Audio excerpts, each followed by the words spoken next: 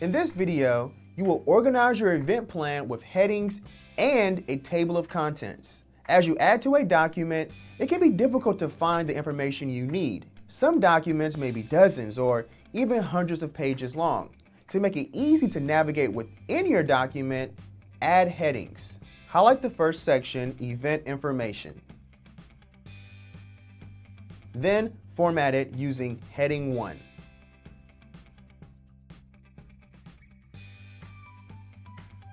Change other section titles to other heading styles.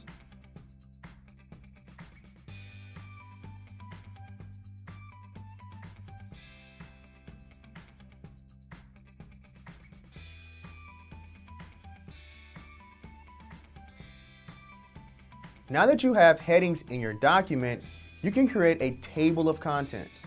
A table of contents lists the headings in a document. You could type your own table of contents, but you'd have to update it manually each time you add to the document. To create a table of contents that automatically updates and links to the document headings, click in the document where you want to create the table. Then insert a table of contents.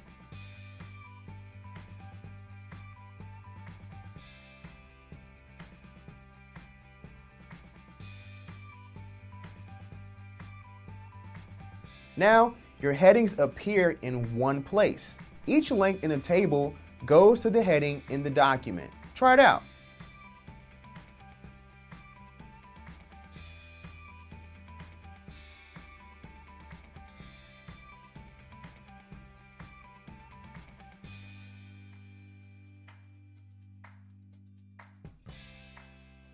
Headings make it easier for you and your readers to navigate your document. Now, it's your turn. Add headings and a table of contents to your event plan. Then move on to the next video to wrap up this activity.